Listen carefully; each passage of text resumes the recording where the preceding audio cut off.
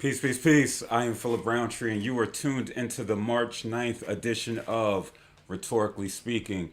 Props to those of you who are watching on Facebook Live. Shout out to those who are on Instagram Live coming in. As always, make your way over to YouTube at PhilipMSW.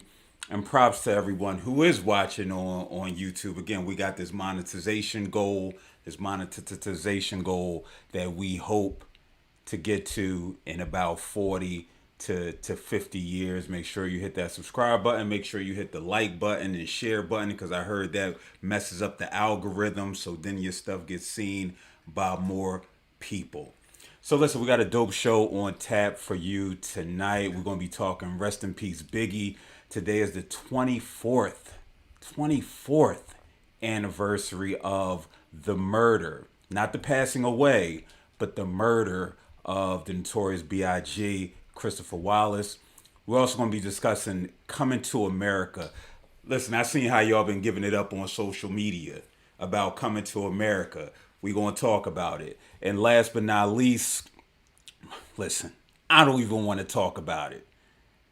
But I'm talking about it because I feel like if Oprah could talk about it, if Gail could talk about it, if Isaiah Rivera, shout out to Zeke who is tuned in, if Zeke's sitting there talking about the royal family and their racism, Meghan Markle and Prince William and Harry and Charles and Tommy and all them, then I can have that conversation too. So we're gonna be talking about the royal racist that is the monarchy, that is that whole family over there in England. We're gonna be talking about that. So listen, we're gonna get it started. Let's see, we got the people tuning in on IG. As always, make sure you head on over to YouTube at PhilMSW. So I started off by saying, first I took the week off. I just do that, right? I feel like this is my own platform. I'm not being cashed out. I get cashed out from the people because they show love and they say, hey, I enjoyed that point, right, that you made, but I'm not necessarily getting no cash. That's why we got the little cash app up there, hashtag Quantify LLC. Show a brother some love. I'm not going to play the Umar clip talking about gifts, more gifts. You know what? I am going to play it. Talk to him, Umar. Let me make sure it's the right one. No, that ain't it. Let me make sure I give y'all the right Umar. There we go. Gifts.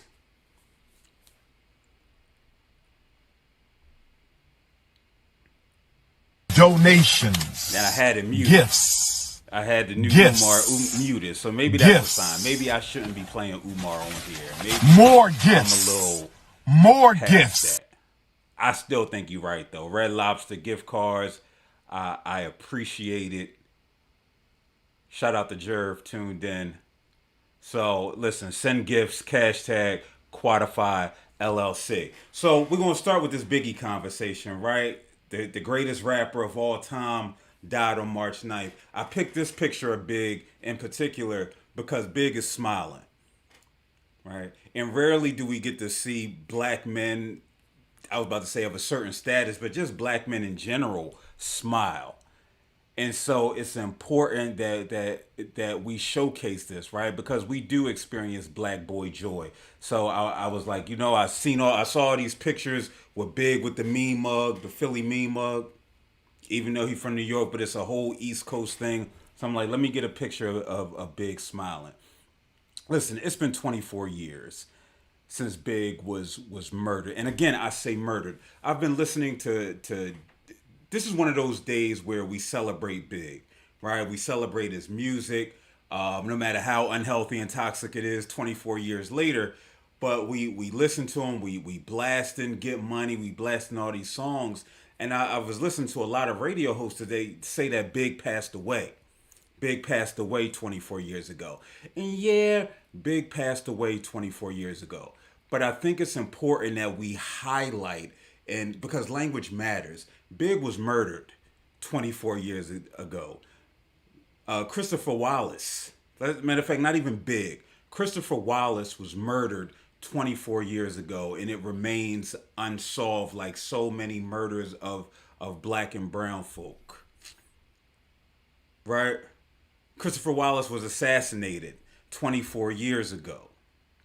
Right as he was at the cusp, I believe, in listening to some of his interviews and go, especially the two interviews, the one he did at the Armory here in Philly, back before his album Ready to Die came out, and then watch his interview that he did with Joe Claire on Rap City, and just how, and juxtapose those two, and how just where Big was psychologically, where he was emotionally. He just seemed to be in a much better place. Like he started to recognize his purpose as a father, as an artist, and just as a man in general. So he doesn't seem to have this dark cloud over his head. He seemed happy. I think that's the best way to describe it. Big seemed happy during these times. And so I think it's important that we acknowledge the route that he died, which doesn't take place. He didn't die from kidney disease, right? He didn't die from heart disease. He wasn't tragically hit by a car. No, he was murdered. And for 24 years, every year, his mother, his family, his friends, they've had to deal with the fact that his murder remains unsolved. Much like Pac, much like so many other black and brown folk here in Philadelphia, it remains unsolved. So it's important that, again, we celebrate him for sure. You know, we can critique his art, right? We can critique his art. How healthy is it 24 years later, knowing what we know now? But one thing for certain, two things for sure, or something like that. I think that's how it would go. One thing for sure, two things for certain. Whatever, you know what I'm talking about, right? That we celebrate him. We love him, right? And I always remind myself, I'm never big to say we love artists or what have you, but the more you really start to lean into just black folk and your love and adoration, appreciation for black folk, whether I know them on a personal level or not, right? We love them, right? We magnify his presence, his being, because he was so impactful. It's funny, I was sitting here listening to, I was in the gym, I was getting my deadlift on, and I was sitting listening to King Von, right? God bless the dead. Again, somebody murdered by somebody that looks like him. Now, Von didn't necessarily pass away. He did pass away, but he was murdered. He was killed. Again, language matters. And so I just now listen to him because that's not really my bag. I'm of an older generation. And so I'm listening to Take Her to the O or something like that. And he's sitting there telling a story. Right, he's sitting there telling a story about this woman. Again, the language, the misogyny, the what some would consider self-hate, the anti-blackness, and all of that. Yeah, we can have a conversation about that too. The violence, the aggression. But I'm sitting here like, yo, he's really telling a story. And I was like, gosh, why does this seem familiar? And so right after I'm listening to King Von, Take It to the O. King Von, who was killed at the age of 23, 24, 25, around the same age as Big, I put on I Got a Story to Tell. And I'm like, exactly. Like that influence, that skill set. Because everybody doesn't have those skills to tell a story, believe it or not, right? We can listen to a lot of music these days where you're like, man, this ain't it. This ain't it. And so 24 years apart, and you could see the influence from one to another. And now certainly Big was influenced by Nas, by Jay, by Rakim, by Grandmaster Flash, and all of those for sure. But, you know, when we juxtapose these two eras, 24 years apart, and we're listening, I'm just amazed. I'm amazed, and then I'm heartbroken. Because much like Big, Von is never going to get the opportunity to raise a family, right? He got multiple kids. He had a partner, right? He won't be able to see the heights that he might have been able to get to with music or any other endeavor. You know, I clown Jay-Z a lot. I'm not necessarily the biggest Jay-Z fan, as currently constructed. I call him Stringer Bell. Right? I call him Stringer Bell because I read it in the article, but it said that Jay is what Stringer Bell aspired to be, the height he aspired to get to. Remember, Stringer got killed where he was trying to get the homes and all of those things. And it's like, why shouldn't you want to do that? Right? Why shouldn't you want to take your circumstances to go from ashy to classy and to make a difference? Now, I feel like along the way, Jay has made many mistakes. As much good as he's done, he's equally as problematic.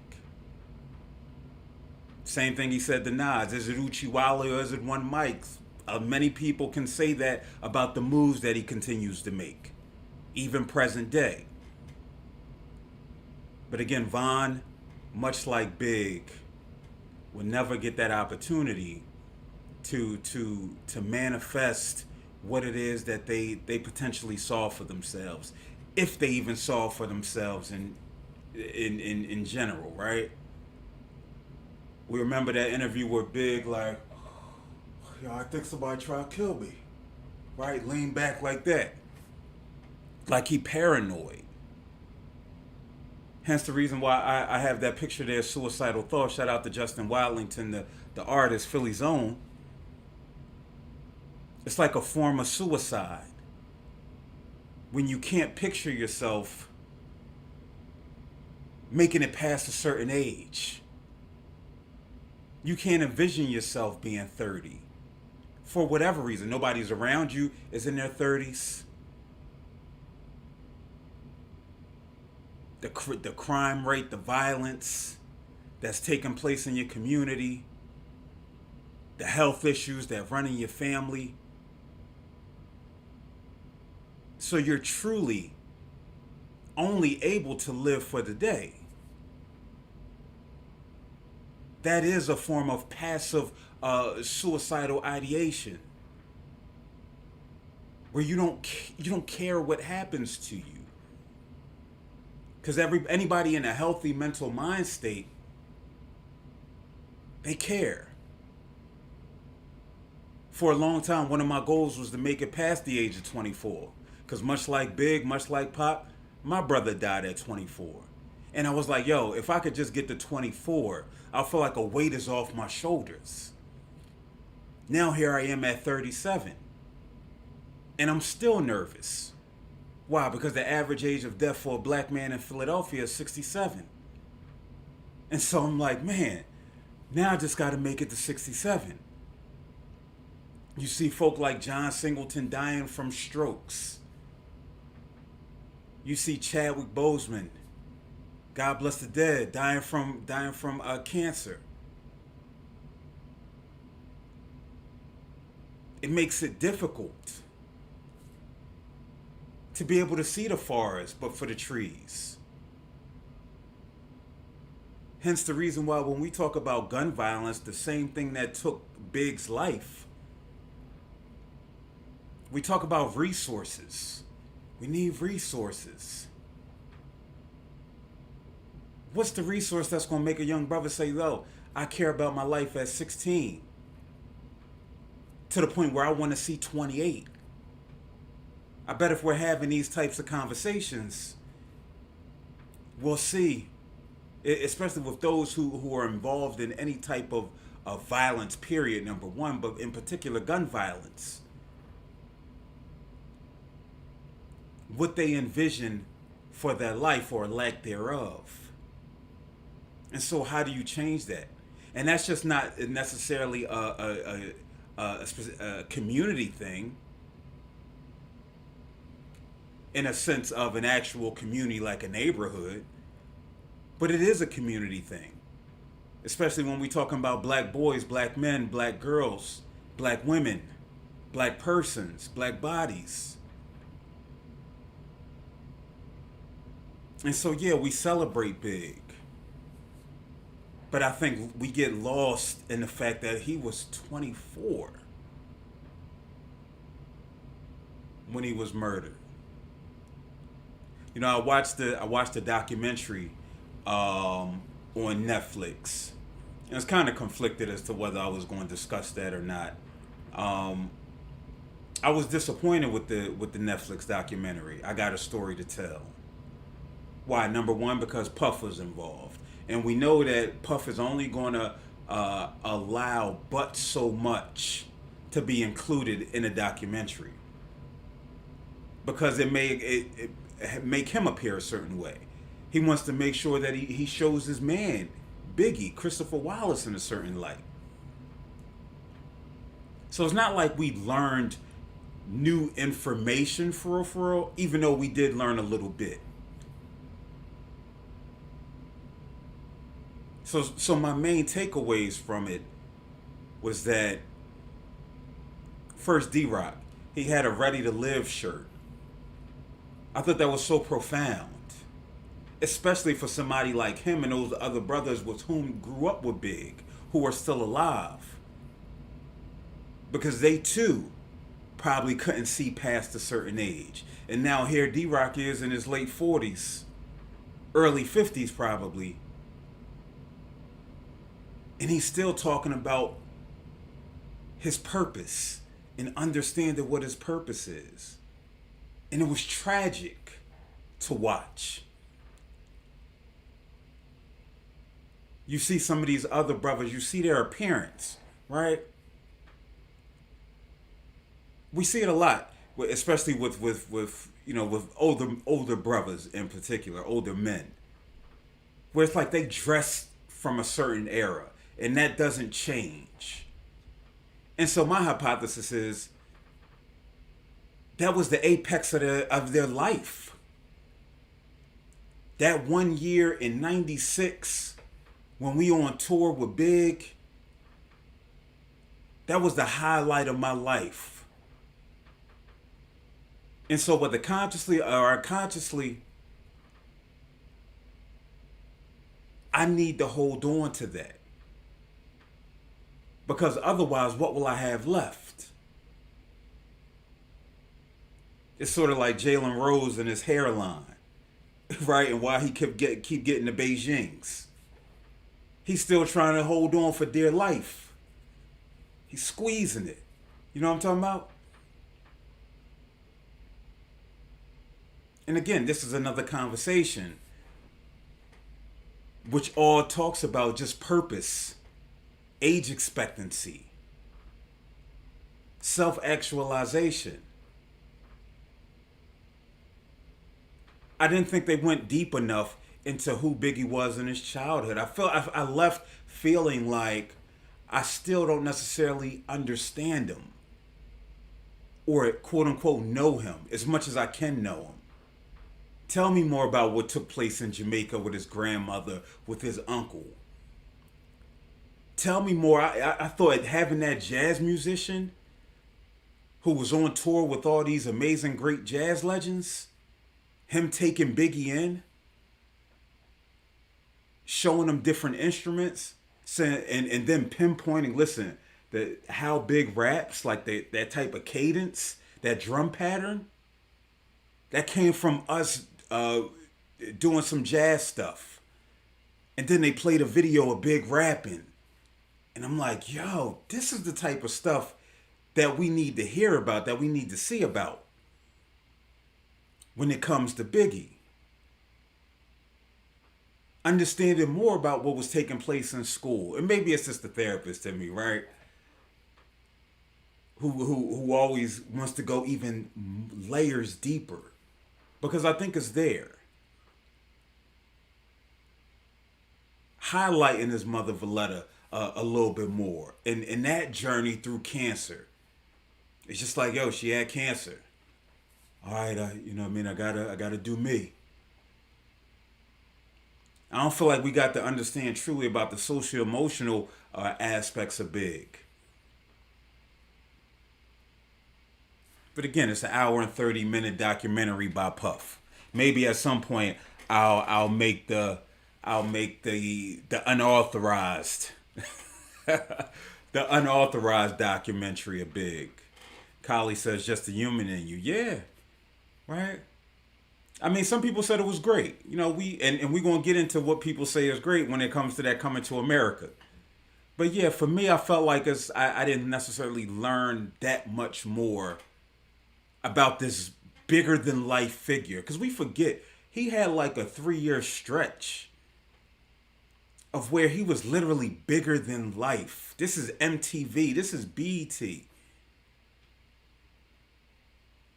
Like this is like hip hop when it really started to transition and really be at the forefront of quote unquote pop culture.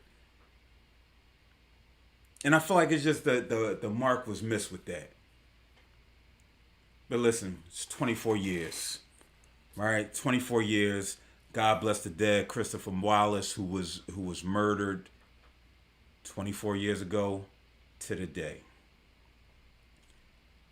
As we transition, we're going to get into this conversation on these white folk that I don't necessarily know that I even care about. You got Meghan Markle. You have the boy Harry, and you got Oprah. So over the weekend, there was an interview that posted where Oprah was interviewing these two individuals. Again, they were a part of the royal family. They've renounced their rights, like Prince Hakeem did in Coming to America 1. Right? I renounced the throne. I'm cool. And shout out to my former program director, Josh Duncan, who was like, yo, this royal speaking. I'm like, huh? And then I see Coming to America and and Coming to America, and then me talking about this royal interview. I just found it interesting. Like, this is what program directors do. I'm like, word, well played, well played. So when we talk about this interview with Meghan Markle, I'm not gonna get into specifics. I really watched about 35 minutes of it. I watched 35 minutes of that interview, and I was like this.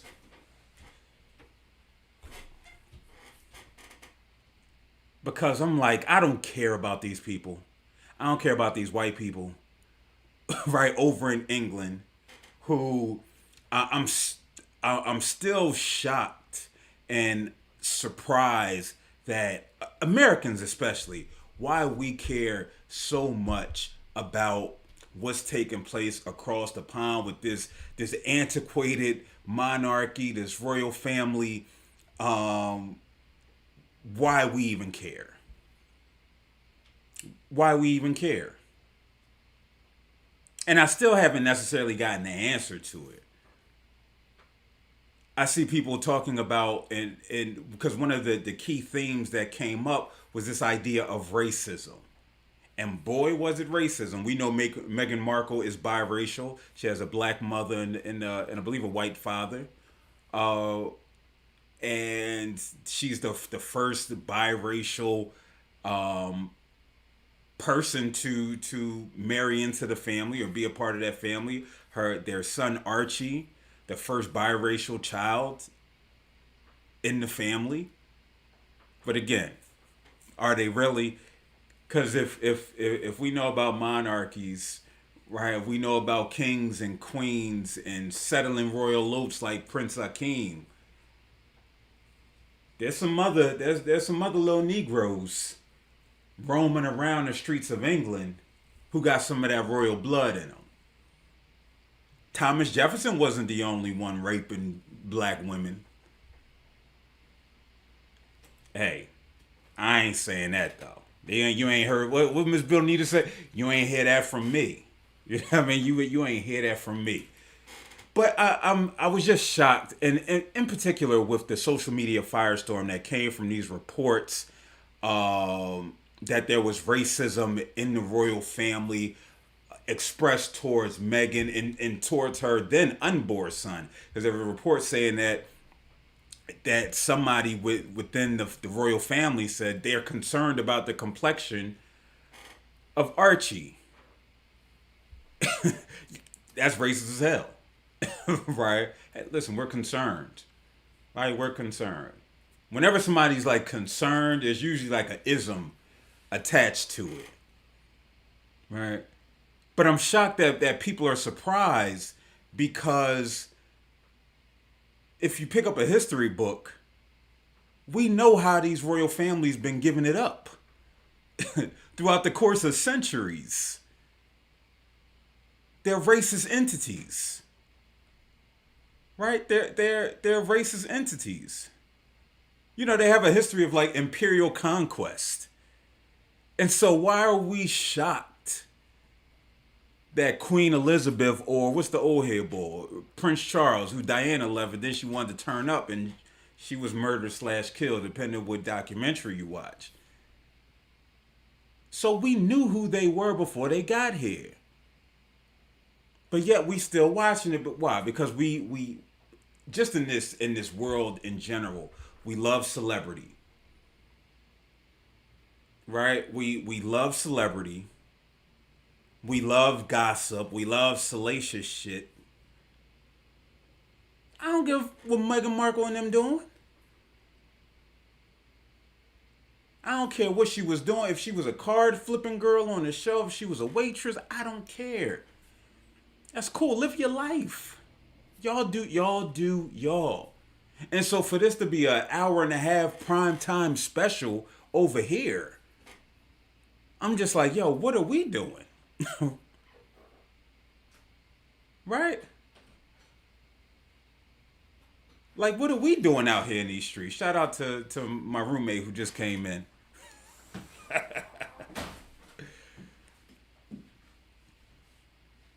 You know, I was trying to sit and think about something profound that I can say about this royal family. And I'm just like,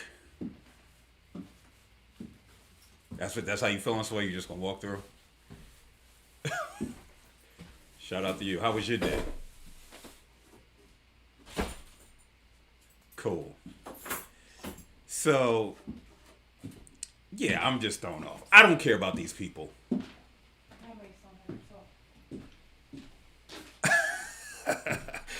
Another conversation, right? What's wrong with saying I got a roommate? Why can't I make a jest? Why can't I have fun? Shout out to Bay. Props to you, Bay. How you feeling? How was your day? It's good. She just gave me the hand. She gave me the hand. That's cool. You come in during my time. And see, the people don't necessarily need to know that you came in during my time, but that's what you're doing. You came in during my time. But let me get back to this shit that I don't really care about. I think where we are as a society, we really need to reevaluate what it is that we value. There are people who say this is about the marginalization of black women. Completely agree. I don't want to minimize that at all. This is about racism that folk experience on a day in and day out basis. I get it. I get it. However, does this unit require all of our attention, all of our resources, all of our emotional stores? I would say no. Now, and I don't want to say what was funny, right? Because I don't care about this bull either. But this bull Piers Morgan, I know he used to have a CNN show. Now he's on Good Morning Britain, which I guess is akin to Good Morning America here in the States. He was tripping, right? and I wasn't even going to get into this until I saw another video which speaks to another issue that is a very real issue outside of the racism that is experienced in that black women and black persons and the colorism that exists. I had a homie who posted, and I've seen several people make these posts related to.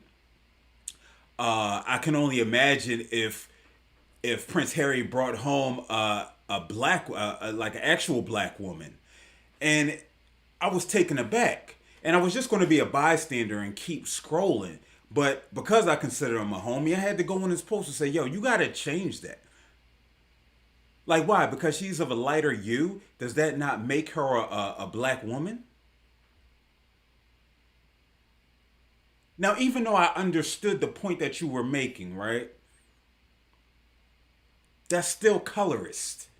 That's still denigrating and diminishing her experience as a black woman, regardless of whether her hue is a little bit lighter than another's.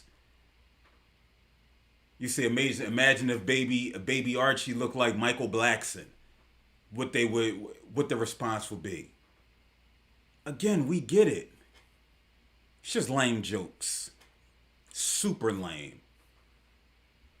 And I think, oh, hold on. I done messed up my little joint.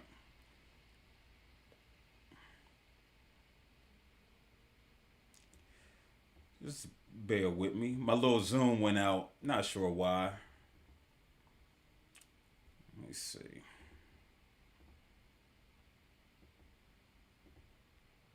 That ain't it.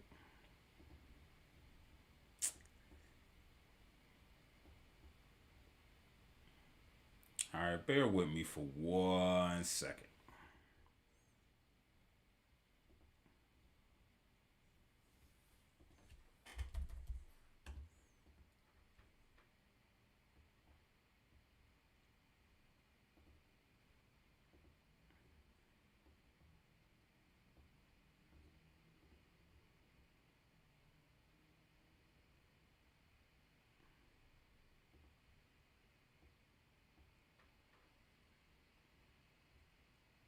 Donations. Donations. Yeah, we're Donations. still taking gifts. Donations. Donation. Yeah, my bad. I use Zoom because I'm like, yo, I'm going to let y'all come in. I'm going to let y'all have some conversation. 838-055-70889. So feel free to go on there if you choose to. You could come through. We could potentially have a conversation, have some dialogue. But yeah, there's just lame jokes. And it's unfortunate that we're still making these colorist jokes when it's something that's very real, right? It's very real and it's just unnecessary.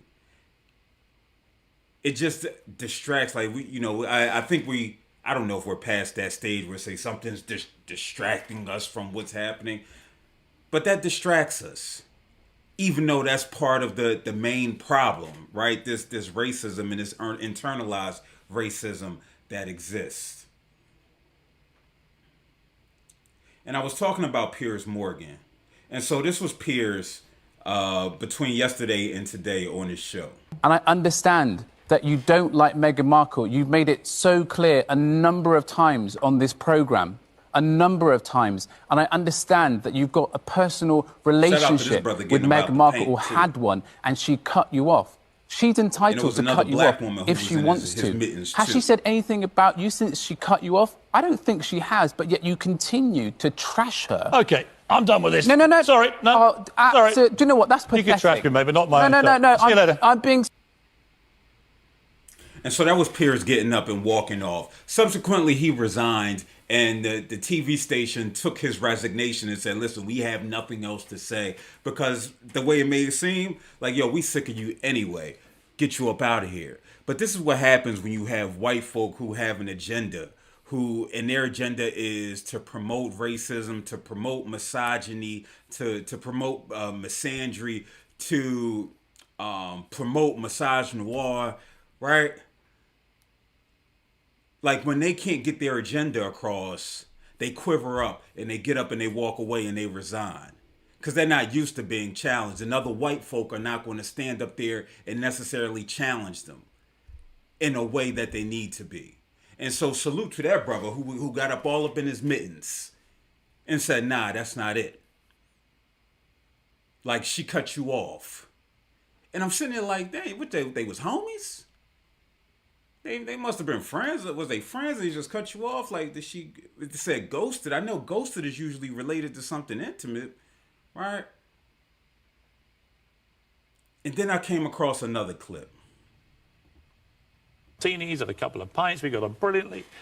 And then I put her in a cab, and it turned out to be a cab that took her to a party where she met Prince Harry. And then the next night they had a solo dinner together, and that was the last I ever heard from Meghan Markle. And I have never heard from her again. So what happened? She ghosted me, Ryan. Meghan Markle ghosted me. Did she? Do you think she just went, gone? I'm afraid. Look, I really liked it. This is why it hurts. No. And there it is. He was salty. He got played. She wasn't digging him. She went to another party after she was out with him, and she linked up with the man. She linked up with the prince. So you know who he is? Man, that makes me ask a question. Where the hell was Eric LaSalle in Coming to America? Because that's exactly who Piers Morgan is right in that situation. He was out with Meghan. He like, yo, I got this little baddie. Right? This little biracial baddie in his English. Biracial baddie. Right? In his English accent. He paid for the drinks. He like, all right, listen, sister, you know what I mean? All right, let me get you an Uber. Let me get you a cab. All right, we're going to ride. I'm going to hit you up later. All right, yeah, I'm going to hit you. All right, it was a pleasure. This was nice. Probably was a gentleman, opened the cab door. And she like, yo, take me over to this party, man. This boy a clown. And she get over there, she meet the prince. Now he's salty. So now he has a vendetta. Because so Piers Morgan is no different than a boy that sees a woman walking down the street. And like, hey, what's up, sis? Can I get your number? No? Well, F you then. Right? That's exactly what this is. He's acting out because he got played. She wasn't feeling him. She ended up feeling somebody else. And that's, again, unfortunate that you would respond that way. That toxic masculinity, I hate saying that word, but that's exactly what it is. You have a fragile ego. You have a fragile ego. You're not used to hearing no. You have white privilege. You have white male privilege. You have white English male privilege, because clearly if they still rocking with a monarchy over there, then they a little behind in the times. Correct?